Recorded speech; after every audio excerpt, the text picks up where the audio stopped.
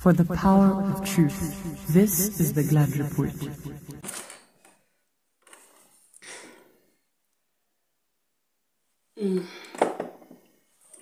Hello everybody, happy new month. This is the Glad Report. This episode is dedicated to the current fuel pump prices, the entire frenzy that surrounds the prices, just the most recent document that the Energy Regulation Board released in updating us on what the prices for the month of February for the fuel are to be. Without further ado, ladies and gentlemen, I'm glad, quite literally, with the report. So the Energy Regulation Board, as you can see, I'm wearing a shirt. I'm all dripped out.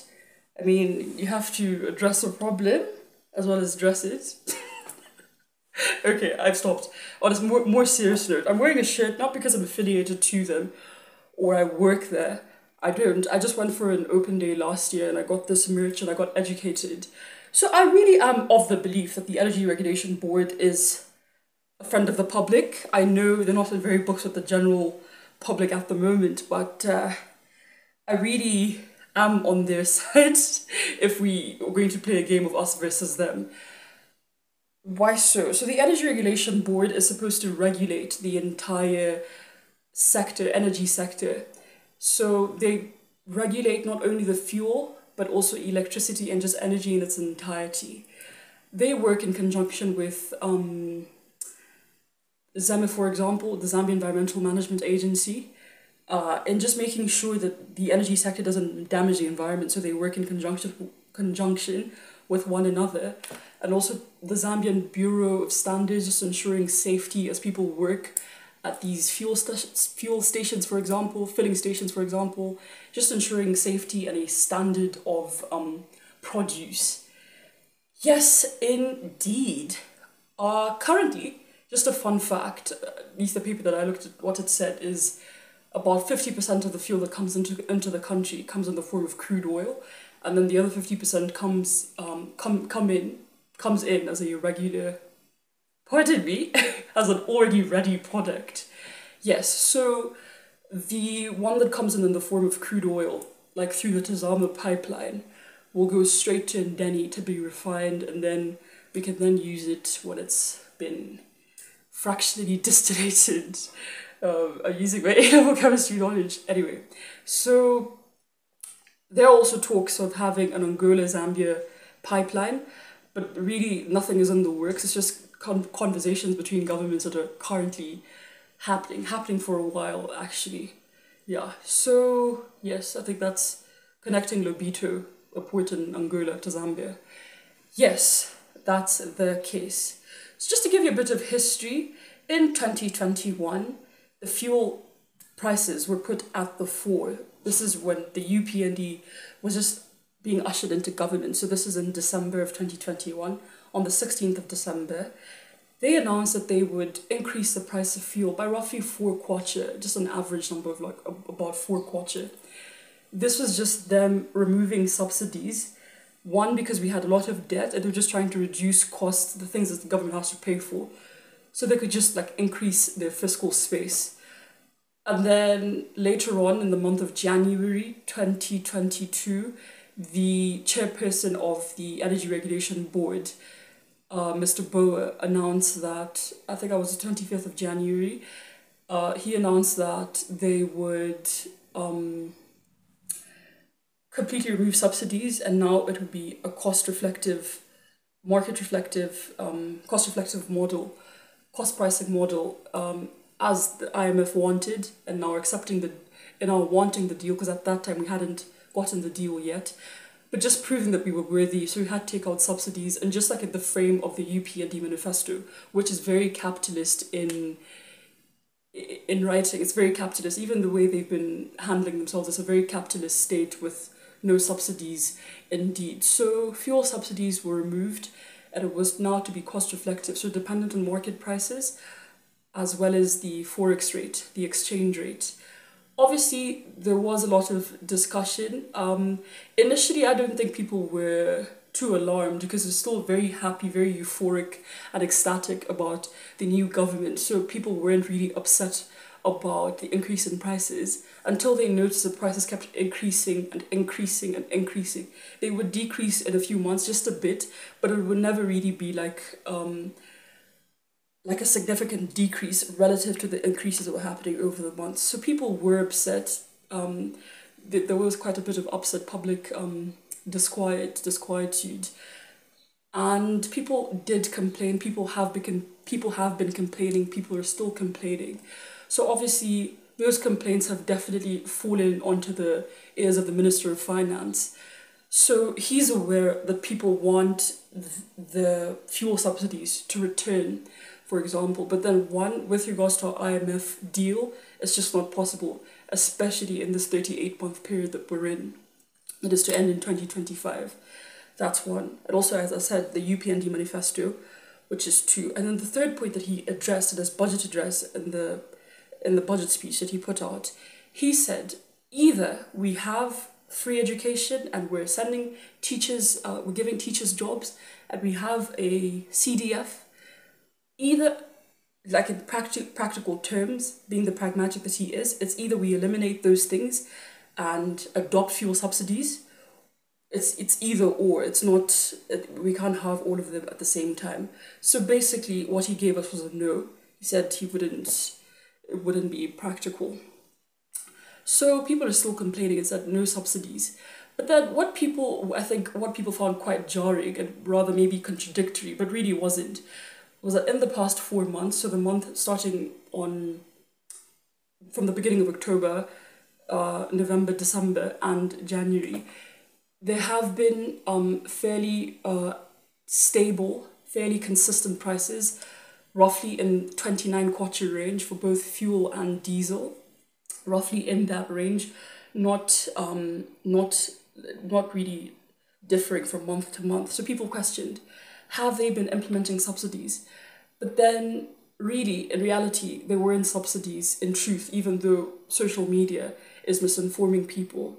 The Energy Regulation Board chairperson, still Mr. Boa, last month, I believe the 22nd of January, he did come out onto public platform, onto Zambian media, and he emphasized that what has been maintaining the prices, having the prices be stable and static, has not been a subsidy, but really has been coming from the Strategic Reserve Fund.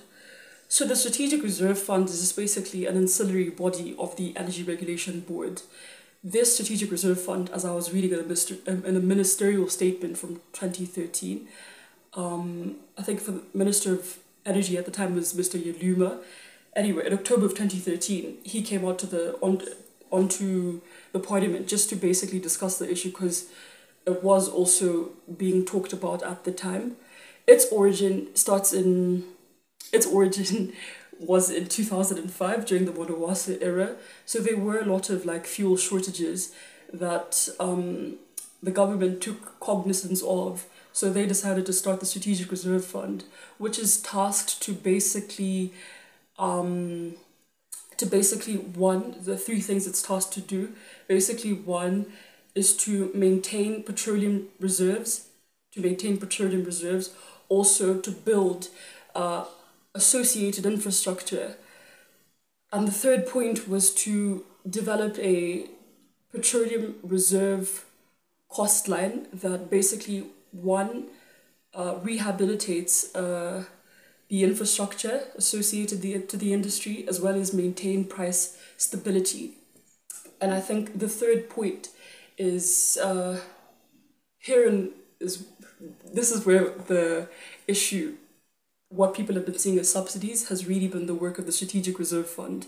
So that money has basically been used to maintain the stability. Could you call it a subsidy? Loosely, perhaps lightly, but more wrongly, because it's not necessarily a subsidy. Because I think subsidies are more, the term subsidy is usually used when it's more tax money being used to cushion public, either in the form of consumptions or production. Yes, so in this regard, we do have the Strategic Reserve Fund has been maintaining the prices throughout those months. More of just you could look at it as aid and less of a subsidy, and Mr. Boer has emphasized that it is not a subsidy, so it's not taxpayers' money. The Strategic Reserve Fund basically receives levy from any person who initially used to be for just the fuel, any purchase of fuel from outside, a certain quantity of fuel, they'll charge you a certain levy. I think that initially used to be like a quarter 15 ngwe for a certain amount of fuel. Indeed, so that's where the money comes from for the Strategic Reserve Fund. Mr. Boer purported that that money has run out, which doesn't really sound honest to me. Why am I saying it doesn't sound honest? Because I don't think they would let the money run out and maintaining the stability when really there are other purposes of that Strategic Reserve Fund. So I think for the purpose of maintaining the price stability for a few months, it's done in that regard, but is it done completely? Has the Strategic Reserve Fund run out of money? I don't think that's true entirely. Yes, I actually think the motivation was perhaps political, because fuel is a very political issue, as is food.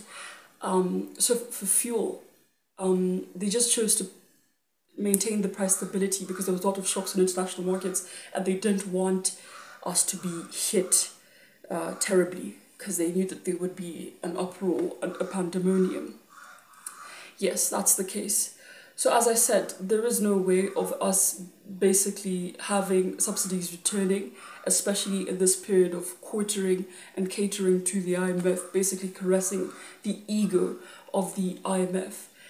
As you've noticed, prices keep going up and up and up, even though like sometimes they drop just a bit, but they never really drop markedly. Why so?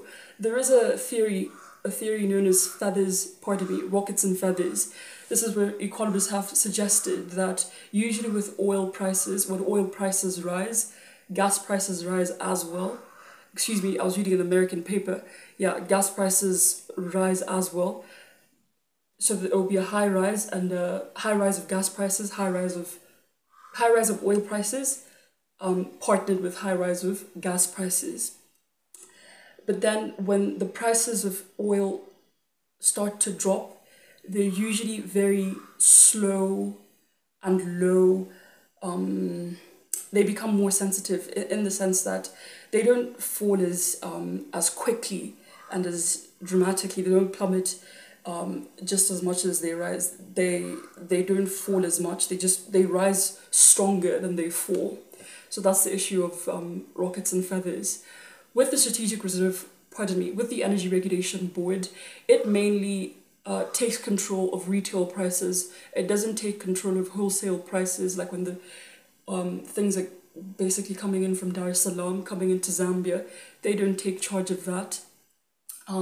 Because that side, the insurance fees, storage fees at Tazama, pipeline fees, agency fees, just bringing in the wholesale fuel into the country, and the Energy Regulation Board has no carte blanche over those prices. So basically that's the case. With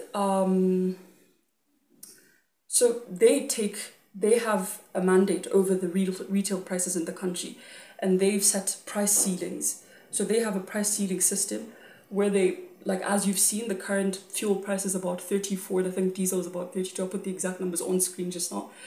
And yeah, they have a mandate over that. They can tell you, they can't set it too high or it won't be favorable for consumers, and they can't set it too low or it won't be favorable for the business owners of these the pump stations, the filling stations. Why? Because if it's too low, the profit margin will be very, very little. Currently, as the Energy Regulations Board's paper showed, the international prices, as the Organization of Petroleum Exporting Countries, OPEC, and its allies, OPEC Plus, as that organization has tried to maintain fuel supply, even though several countries in that OPEC have started to withdraw. Russia, for example, announced that it would withdraw like 500,000 barrels of fuel. But still, the OPEC has tried to maintain supply chains, which has been beneficial, at least for us, because in that regard, market prices haven't really changed. But with regards to our kwacha has been suffering, our kwacha has been drowning in the waters of inflation, of lack of proper exports. and just that whole conversation. It depreciated by about 9.81%. Yeah, gravity number. Anyway, 9.81%. So it's falling just as at the rate of gravity, with the same force of gravity, 9.81%. With regards to that, so that's basically the issue. With the fuel prices, they could perhaps be countered by if perhaps the food and electricity prices were relatively low, it could kind of balance out the cost of living. But then with everything being high, it is making people panic. It is making social media go crazy in that regard, and people are just seeming unhappy with the current status quo. Yeah, that's the current state of affairs. Yeah. For the power of truth, this is the Glad Report.